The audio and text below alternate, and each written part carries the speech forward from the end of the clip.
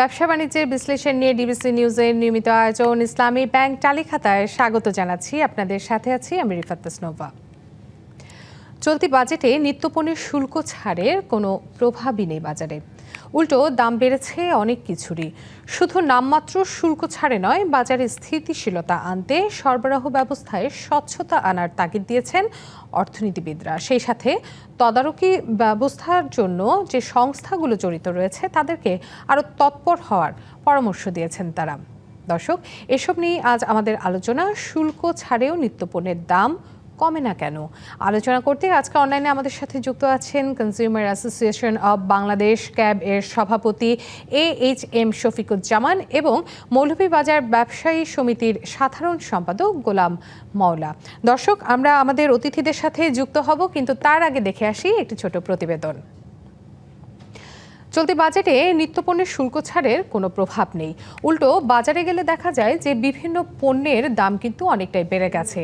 এর জন্য ব্যবসায়ীরা যেটাকে দায়ী করছেন সেটা হচ্ছে বন্যা যে পরিস্থিতি তৈরি হয়েছে তাকে। শুধুমাত্র নামমাত্র শুল্ক ছাড়ে বাজারে স্থিতিশীলতা আনতে সরবরাহ ব্যবস্থায় স্বচ্ছতা আনার তাগিদ কিন্তু দিয়েছেন অর্থনীতিবিদরা, এবং সেই সাথে তদারকি সংস্থাগুলোকে আরও তৎপর হওয়ার পরামর্শ কিন্তু তারা দিয়েছেন।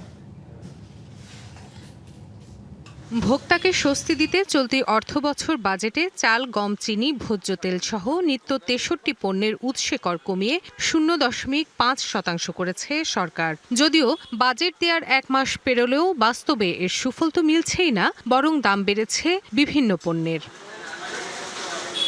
ব্যবসায়ীদের দাবি, আমদানির শুল্ক কমলেও দেশের বিভিন্ন জায়গায় আকস্মিক বন্যার কারণে পরিবহন খরচ এবং অন্যান্য ব্যয় বেড়ে যাওয়ায় শুল্ক ছাড়ের প্রভাব নেই বাজারে। বন্যার কারণে কমতেছে না, নাইলে আরো চালের দাম কম। জিনিসের দাম আরো উল্টা বাইরে গেছে। 140 টাকা 50 টাকা বলার চাইলে এখন 210 টাকা 200 টাকা কেজি। পেঁয়াজ কিছুদিন আগে 4-5 দিন আগে ছিল 40 টাকা, এখন হলো 45-50 টাকা কেজি। পাইকারি বাজার যেখান থেকে মাল কিনছি এখানে আসলে কমে কিনতে পারতেছি না, সবার আগের দামই আছে, এটাই সত্য কথা আর কি। এখন আমাদের তো কিছু করার নেই, আমরা ওইভাবে বিক্রি করতে হবে। কিন্তু প্রশ্ন হলো, সব পণ্যের ক্ষেত্রেই কি তাই? 2025-26 অর্থ বছরে খেজুর আমদানিতে কাস্টমস শুল্ক, ভ্যাট, AIT এবং নিয়ন্ত্রণমূলক শুল্ক সহ 48% শুল্ক আরোপ ছিল। কিন্তু চলতি অর্থ বছরে এই পণ্যের উপর শুল্ক ছাড় দেওয়া হয়েছে মাত্র 5%, যা যাচ্ছে ভোক্তার পকেট থেকেই। চালের দাম কমই ছিল, ঈদের পরে বাজেটে 2-3 দিন আগে যে বস্তা প্রতি 200 টাকা থেকে 150 টাকা বাড়ছে, ওই দামই এখন পর্যন্ত আছে। আর চালের দাম এখন আর কমেও নাই, বাড়েও নাই। সুফল পাচ্ছে, যদি আমদানি করতে পারতো আর একটু বেশি সুফল পেত। আমদানি করতে পারতেছে না, এই কারণে সুফলটা সাধারণ মানুষের কাছে যাচ্ছে না। কনজিউমার অ্যাসোসিয়েশন বাংলাদেশ বলছে, এত অল্প পরিমাণে শুল্ক ছাড়ের সুফল মিলবে না। বাজার নিয়ন্ত্রণে ব্যবসায়ীদেরও হতে হবে নমনীয়। শুল্ক ছাড়ের যে বিষয়গুলি আছে, পুরো টাকাটাই কিন্তু আমাদের ব্যবসায়ীরা হাতিয়ে নিয়েছে। তো এইটার ক্ষেত্রে একদিকে রাষ্ট্র ক্ষতিগ্রস্ত হলো, অন্যদিকে জনগণ উপকৃত হয় নাই। মধ্যখানে একটা মধ্যসত্ত্ব ভোগী পুরো টাকাটা হাতিয়ে নিয়েছেন। তো আমাদের বারবার বক্তব্য ছিল যে এই বিষয়গুলি আসলে NBR থেকে দেখা উচিত, এই টাকাটা যে শুল্ক ছাড়ের টাকাটা কোথায় যাচ্ছে এবং এটার যথাযথ এফেক্ট হচ্ছে কিনা। এমন পরিস্থিতিতে বাজার তদারকি সংস্থাগুলোর নজরদারি বাড়ানোর পরামর্শ CPDর গবেষকের। আমরা দীর্ঘদিন ধরেই বলেছি, অন্যান্য দেশে আছে যে আমরা কৃষি পণ্যের জন্য একটা কমিশন করে যারা নিয়মিত ভিত্তিতে এটাকে নজরদারির ভিতরে রাখবেন এবং প্রণোদনাগুলোকে নির্ধারণের ক্ষেত্রে তারা ভূমিকা রাখবেন, সেই বিষয়টা খুবই গুরুত্বপূর্ণ। একই সাথে সরবরাহ ব্যবস্থায় স্বচ্ছতা আনার তাগিদ দেন তিনি। তখন রিফাত তাসনোভা, ডিবিসি নিউজ, ঢাকা। দর্শক, আমরা দেখছিলাম প্রতিবেদনটি। মূলত এই প্রতিবেদন ধরেই আজকে আমাদের আলোচনা। শুল্ক ছাড়েও নিত্যপণ্যের দাম কমে না কেন? শুরুতেই আমি একটু জনাব শফিকুজ্জামান আপনার কাছে যেতে চাচ্ছি। দীর্ঘদিন ভোক্তা অধিকারী আপনাকে দেখেছি, আপনি সেখানে কাজ করেছেন এবং বেশ তৎপর ছিলেন বাজার তদারকির জন্য। এখন সরকার যে শুল্ক ছাড় দিল যে 63টা পণ্যের, কিন্তু বাজারে গেলে আমরা দেখেছি যে অনেক কিছুরই কিন্তু দাম বেড়ে গেছে। যেমন পেঁয়াজের দামটা কিছুটা বাড়তি রয়েছে, তেলের দাম বেড়েছে। আপনার কাছে কি মনে হচ্ছে, এক মাস হয়ে গেল বাজেট দেয়া হলো, কিন্তু তারপরেও ভোক্তা কেন এর সুফলটা পাচ্ছেন না? ধন্যবাদ আপনাকে। মূলত শুল্ক ছাড় এই বিষয়গুলোর এই দাবিটা আসলে আমাদের এখানে যে সহরাত আমাদের ব্যবসায়ী নেতা গোলাম মাওলা উনি অনেক সময় এগুলো বলতেন, এবং এটা নিয়ে যে শুল্ক কমালে তখন দ্রব্যমূল্য যেটা আছে, যেটা ভোক্তা পর্যায়ে তো দামটা কমবে।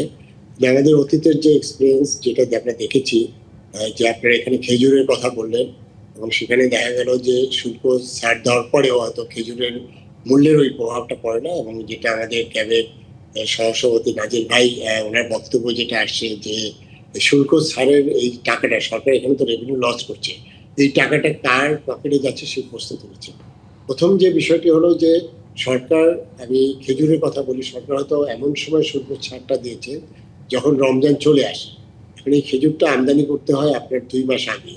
এখন এই শুল্ক ছাড়ের এই সময়টা যদি টাইমলি না নেওয়া হয় তাহলে কিন্তু আপনার বাজারে প্রভাব পড়ে না। এটা কিন্তু এবারে যেটা ইস্যু নিয়ে এখন আলোচনা হচ্ছে যে 63টা পণ্যের শুল্ক ছাড়ের কথা বলা হয়েছে, এবং সেখানে যে রেভিনিউটা লস হয়েছে, তাহলে কি হচ্ছে যে এটা অবশ্যই এই রেভিনিউর যে কমতি হলো সেটা কিন্তু আমাদের ভোক্তা তাদের সাশ্রয়ী মূল্যে ওই পণ্যটার দাম কমবে, শুল্ক মানে যেটি দিয়ে আনতে হতো সেটা ভোক্তার পকেট থেকে যেত। এই জায়গাটায় আপনার সেটা আপনার ছাড়ের কারণে আপনার কম খরচটা কম হবে এবং ভোক্তা সাশ্রয়ী মূল্যে পণ্যটা পাবে। এখানে যে প্রশ্নটা আছে, এখানে গোলাম মাওলা ওনারা ভাই ওনারা ব্যবসায়ী মানুষ, ওনাদের অবস্থান থেকে বলবে, বাট আমাদের এক্সপিরিয়েন্স থেকে যেহেতু আমি সরকারি ছিলাম, সেটি হলো যে ভোজ্য তেলের কথা বললেন। ভোজ্য তেলের আমরা এটি একটি ফর্মুলা দিয়ে আমরা এটি আমাদের একটা কমিটি আছে ট্রেড অ্যান্ড ট্রেড কমিশন সহ, আমরা একটা সিদ্ধান্ত বাণিজ্য মন্ত্রী থেকে আসে যে তেলের দাম কখনো বাড়ানো হয় কমানো হয়।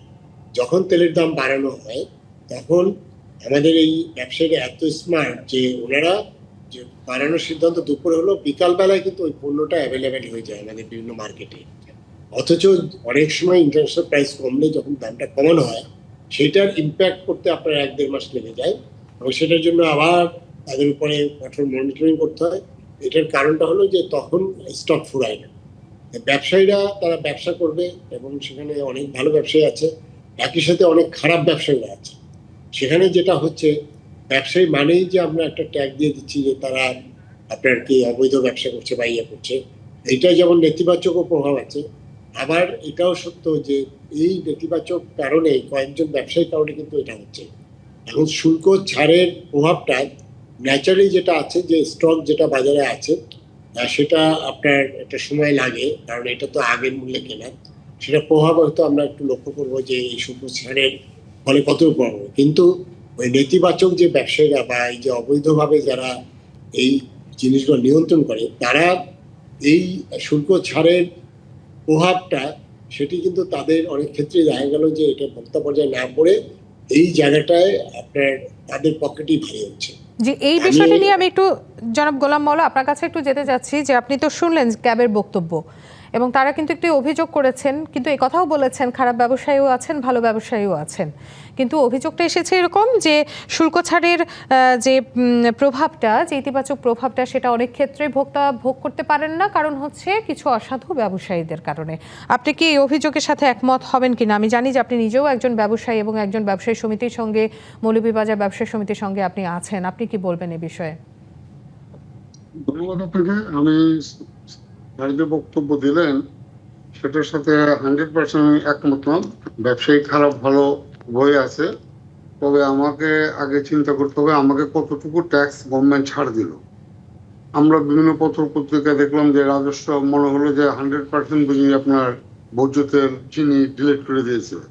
আসলে ভোজ্য তেলের বিষয়টা শুনেন, আমি আপনার এখানে জয়েন করার পূর্বেই একজন প্রতিষ্ঠানের কর্ণধারের সাথে কথা হলো যে আপনাদের সোয়াবিনের মধ্যে আপনার 0.05% ছাড় দিছে।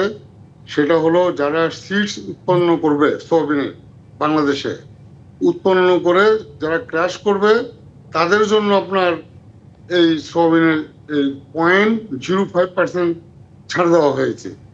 আর বর্তমানে ইন্টারন্যাশনাল বাজার অনুযায়ী আপনার সোয়াবিন বলেন, পাম তেল বলেন, এগুলি আপনার আন্ডার রেটে বিক্রি হচ্ছে বাংলাদেশে। আপনি জানেন। আর দেখেন যে আমাদের যে মশলা আইটেম এলাচি, সেটা আপনার বাজেটের পূর্বে এটা ট্যাক্স ছিল পার কেজিতে 660 টাকা, এটা গভর্নমেন্ট কমিয়ে 595 টাকা বর্তমানে ট্যাক্স আমদানিকারকদের পে করতে হচ্ছে। তাহলে আপনার কয় টাকা কমানো হলো? তাহলে কি আপনি বলতে চাচ্ছেন যে সরকার যে পরিমাণে শুল্ক ছাড় দিয়েছে সেটা পর্যাপ্ত নয়? হ্যাঁ, বিপরীতে কি হলো, আপনার যে জ্বালানি তেলের মূল্য বৃদ্ধি পাওয়াতে আপনার ইম্পোর্ট কস্ট অনেক বেড়ে গেছে।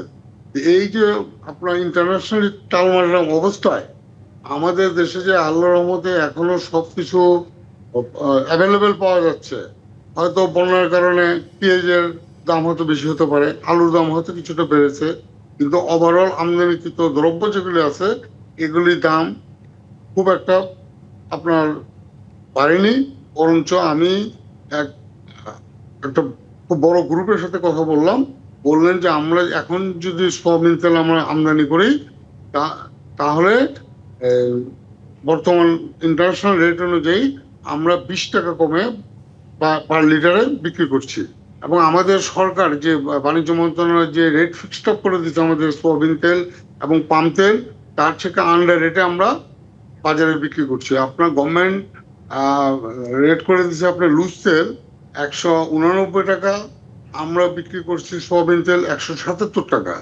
পাম তেল গভর্নমেন্ট আপনার রেট করেছে 169 টাকা, আমরা বিক্রি করে দিচ্ছি আপনার পাইকারিতে 159 টাকা। তাহলে ব্যবসায়ীরা কোথায় কালোবাজারি করলো? কিন্তু ব্যবসায়ীদের বিরুদ্ধে কিন্তু একটি অভিযোগ সবসময় পাওয়া যায়, তারা স্টক করে রাখেন, এটি কৃত্রিম সংকট তৈরি করেন। না, এই ধরনের সংকট যদি কেউ তৈরি করতে চায়, যদি করে, আমাদের সরকারের যত গোয়েন্দা বিভাগ যথেষ্ট শক্তিশালী, আপনারা তাদের সেই সমস্ত দুষ্ট ব্যবসায়ীদেরকে আইনের আমলে নিয়ে আসেন, আমরা তাদেরকে। জনাব মোল্লা, আমরা আপনাদের কথা আরো শুনবো, কিন্তু তার আগে নিয়ে নিচ্ছি ছোট্ট একটি বিরতি। দর্শক, বিরতি নিচ্ছি। ব্যবসা বাণিজ্য বিশ্লেষণ নিয়ে ডিবিসি নিউজের নিয়মিত আয়োজন ইসলামী ব্যাংক চালি খাতায়, সঙ্গে থাকুন।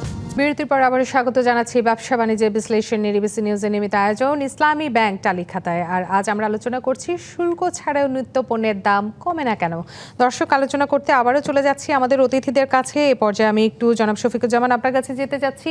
এই যে জনাব গোলাম মোল্লা একটি বিষয় বললেন যে ব্যবসায়ীরা কালোবাজারি করেন না, কিন্তু বিভিন্ন জায়গা থেকে বিভিন্ন মহল থেকে একটি কথা বারবার আসে যে বাজার তদারকি বাড়ানো হোক, বাজার তদারকি সংস্থাগুলো আরও তৎপর হোক। কেন তাহলে এই প্রশ্নটা বারবার আমাদের সামনে চলে আসে, বাজার তদারকি করতেই হবে? বাজার তো আসলে তদারকির বিষয় না। এখন ব্যবসায়ীদের পক্ষ থেকে গোলাম মোল্লা ভাই যেটা এখানে বললেন, এটা উনি কতটুকু বিশ্বাস করেন আমার সন্দেহ আছে। ব্যবসায়ীরা, আমি বলবো না যে ব্যবসায়ীরা খারাপ, এবং আমাদের বাংলাদেশের প্রাইভেট সেক্টর, এই প্রাইভেট সেক্টরে কিন্তু আজকে বাংলাদেশে আজকে এই ডেভেলপমেন্ট বা আমাদের যে অর্থনীতির কিন্তু মূল চালিকা শক্তি, এটা নিঃসন্দেহে, এটা আপনার এখানে কোনো সন্দেহের অবকাশ নেই। কিন্তু যে জিনিসটা হলো যে কিছু কিছু ব্যবসায়ীদের কারণে টোটাল ব্যবসায়ী সমাজ কিন্তু আজকে প্রশ্নের মধ্যে পড়ে যাচ্ছে। তো এগুলো নিয়ে আমি এর আগে বহুদিন কাজ করেছি ওনাদের সাথে, কিন্তু ওখান থেকে যে খুব বেশি আমরা উত্তোলন করতে পেরেছি সেটা নয়। আপনাকে যদি এখানে আমি একটু জিজ্ঞেস করি যে আপনার তো দীর্ঘদিনের কাজের অভিজ্ঞতা, এবং আপনাকেও আমরা দেখেছি যে আপনি বাজারে ছুটে গেছেন, আপনার অভিজ্ঞতা ঝুলি থেকে আপনার কাছে একটু জানতে চাচ্ছি যে তাহলে যদি খুব একটা সুফল নাই মিলে থাকে, তাহলে সুফলটা মিলবে কোথায়? সুফলটা প্রথম যে জায়গাটা হলো, গোলাম মোল্লা ভাইরা ওনারা চেষ্টা করছেন, বাট ওনাদের নিয়ন্ত্রণে নাই ওই ব্যবসায়ীরা। অর্থাৎ কারণ বাজারে যে ব্যবসায়ীরা দামটা বাড়িয়ে দিচ্ছে সেটা কিন্তু ওই নেতৃবৃন্দের নিয়ন্ত্রণে নাই। সেই জায়গায় নিয়ন্ত্রণ প্রতিষ্ঠার জন্য যেটা দরকার ছিল, যে ধরেন ওখানে যে ব্যবসায়ী সমিতি তারা তাদের নির্বাচন থেকে শুরু করে এই জায়গাটা তো স্বচ্ছ প্রক্রিয়া হচ্ছে না। এখানে পলিটিক্যাল বায়াসনেস থাকে, এবং সেখানে দেখা গেলো যে পলিটিক্যাল দল পরিবর্তনের সাথে সাথে এই ব্যবসায়ী সমাজের চরিত্রগুলো চেঞ্জ হয়ে যাচ্ছে। এখন তারা কি করছে, তারা যেটা করছে যেটা একদম স্পষ্ট, সেটি হলো যে বাণিজ্য মন্ত্রণালয় থেকে আমি বললাম যে তেলের দাম যখন অ্যাডজাস্ট করা হয়, ইন্টারন্যাশনাল প্রাইস যখন বেড়ে যায়, তখন আমরা কিন্তু দামটা বাণিজ্য মন্ত্রণালয় থেকে ট্রেড কমিশন রিকমেন্ড করে একটা কমিটির মধ্যে বাড়ানো হয়। বাড়ানোর সময় কিন্তু তাদের এত স্মার্ট, তারা দুপুরবেলা বাড়ানোর সাথে সন্ধ্যার মধ্যে সমস্ত বাজারে ওই মালটা চলে আসে। কিন্তু অপরদিকে যখন কমানো হয়, সেই কমানোর প্রভাবটা পড়ছে না। কিন্তু আপনি এই কথা বললে কিন্তু গোলাম মোল্লা ভাই কিছুটা রাগ করবেন, কারণ তিনি নিজেও কিন্তু একটি সমিতিতে একটি ঊর্ধ্বতন পদে আছেন। না, এটা তো বাস্তবতা। আপনারা মানে পারসেপশনটা কি, পাবলিক পারসেপশন, যে বাংলাদেশে এই যে রোজাতে অবশ্যই আমি বলবো যে আমাদের ধর্মীয় একটা অনুভূতির বিষয় আছে। এখানে আমার ডিমান্ড সাপ্লাই অনুযায়ী আমার সাপ্লাইটা বেশি লাগে, কারণ ডিমান্ডটা আপনার বেড়ে যায়। কিন্তু এটার জন্য তো ব্যবসায়ীদের প্রস্তুতি আছে। কিন্তু রমজানে যখন এই দ্রব্যমূল্যগুলো বেড়ে যায়, মানে কি অহেতুক কারণে, কোনো কারণ ছাড়াই বেড়ে যাচ্ছে, এবং তাদের এটা প্রক্রিউরমেন্টটা কিন্তু তারা 2 মাস আগে থেকে করে। তখন তো আপনার এটার মূল্য তো অতিরিক্ত বাড়ার কথা না, কিন্তু এটা যে বাড়াচ্ছে সেই জায়গায় তো জায়গাটা তো আমরা বিসর্জন দিই। আমি একটু এই প্রসঙ্গে একটু জনাব গোলাম মোল্লা আপনার কাছে জানতে চাই যে কেন হচ্ছে এই যে বিশেষ করে উৎসবগুলোতে আমরা দেখি দ্রব্যের দাম বেড়ে যাচ্ছে এবং অনেকে কিন্তু এই ব্যবসায়ীদেরকেই দোষারোপ করছেন। আপনার কাছে কি এর কোনো সদুত্তর আছে? দেখুন, আমাদের শ্রদ্ধেয় স্যারের সাথে আমি অনেক মিটিং করেছি, মন্ত্রণালয় বলেন, ভোক্তা বলেন, ডিজিএফআই বলেন। যত সময় যদি যত পদক্ষেপ না নেওয়া হয় তাহলে তো আপনার সেটা কাজে লাগবে না। রুগী মারা যাওয়ার পর যদি আপনার বড় ডাক্তার টাকা হয় তাহলে সেই রুগীর লাভ হবে কি? এই খেজুরের ব্যাপারে আপনার বহুদিন ধরে আমি বলেছি, খেজুরকে করে দিল ভিআইপি আইটেমের মধ্যে অ্যানলিস্ট করে ডিউটি বাড়ায় দিল। আবার যখন কমানো হলো তো এটা রমজানে স্যার কিছুক্ষণ আগে বললেন যে একটা খেজুর আমদানি করতে হলে রমজানের 2-3 মাস আগে প্রস্তুতি নিতে হয়, কিন্তু আমাদের সার্কুলার হতে হতে খেজুর অলরেডি চলে আসছে, সেগুলি ডিউটি দিয়ে এই রমজানের মধ্যে বিক্রি করতে হয়েছে। খেজুরের দাম তো এখন তো বাজারে কম, যেটা 1200 টাকা আপনার মরিয়ম খেজুর ছিল, আমি নিজেই কিনেছি, সেটা আপনার 900 টাকা। খেজুরের মধ্যে আপনার কোয়ালিটি আছে। তা আপনার চিনি আপনার একদিকে বলতেছেন দাম কমানোর জন্য, একদিকে আপনার গভর্নমেন্ট রাজস্ব ছাড়ছে না। এই নিয়ে স্যারও প্রতিবাদ করেছেন, একদম সরকারি চেয়ারে বসে ডিজি মহোদয়ের সামনে বলেছে, স্যার এই মুহূর্তে আপনার যদি আমার কথাটা বলার ঠিক না, এই 40 টাকা 50 টাকা পার কেজিতে চিনির যে রাজস্ব, এটা হওয়া উচিত না, এটাকে বিবেচনা করা উচিত। কিন্তু এখানে একটা বিষয় কিন্তু সবসময় থেকে যায়, আপনি একজন আমদানিকারক, আপনি একজন সেই না ভোক্তাদের কথা সেই চিন্তা করেন নেই। সেটা ঠিক আছে, কিন্তু আপনি একজন আমদানিকারক। আমি একটু জনাব শফিকুজ্জামান আপনার কাছে যাই, একজন আমদানিকারক থেকে ভোক্তা পর্যন্ত এই যে সরবরাহ চেইন, এখানেও কি গলদ নেই? না, আপনার তো আমাদের সাপ্লাই চেইন বলতে তো কিছু নেই। আপনার ধরেন যারা ইম্পোর্ট করে সেই ইম্পোর্টার থেকে আজকে আমরা কনজিউমারদের দোরগোড়া পর্যন্ত যেতে যে হাত বদল, সেখানে ডিলারশিপ আছে, এসও প্রথা আছে, ডিও প্রথা আছে, এই সব জায়গায় তো অস্বচ্ছতা। এবং দেশে যেটা আমরা উৎপাদন করি সেটা হলো আপনার যে ফসলটা আমরা নর্থ বেঙ্গল থেকে আমাদের ঢাকার কারণ বাজারে পর্যন্ত বা আমাদের একদম যেটা খুচরা বাজারে আসতে, সেখানে যে হাত বদলের যে জায়গাগুলো, এগুলো নিয়ে আমরা বহুভাবে কথা বলেছি, বহু আলোচনা করেছি। আমরা সেই জায়গাটা তো আমরা ব্যর্থ হয়েছি। মূলত এই সাপ্লাই চেনের যে মধ্যস্বত্বভোগীরা, তারা তো এই লাভের একটা বড় অংশ কিন্তু তাদের পকেটে যাচ্ছে। জি, কিন্তু দুর্ভাগ্যের বিষয় হলো যে আপনি যখন সেই পদে ছিলেন সেখান থেকে আপনি ব্যর্থ হয়েছেন। আসলে তাহলে আমরা বলতে পারি সরকারি যদি ব্যর্থ হয় তাহলে আমাদের মতো সাধারণ ভোক্তা মানে কি, এটা তো আপনার টোটাল একটা ইকোসিস্টেম। এখানে ধরেন এনবিআর এর অ্যাক্টিভিটিস জি, আজকে আমাদের এখানেই শেষ করতে হচ্ছে। এই বিষয় নিয়ে আগামীতে হয়তো আরো কথা হবে। ধন্যবাদ জানাচ্ছি আপনাদের দুজনকেই। দর্শক, শেষ করছি ব্যবসা বাণিজ্য বিশ্লেষণ নিয়ে ডিবিসি নিউজের নিয়মিত আয়োজন ইসলামী ব্যাংক চালি খাতা। এতক্ষণ সঙ্গে থাকার জন্য সবাইকে অসংখ্য ধন্যবাদ।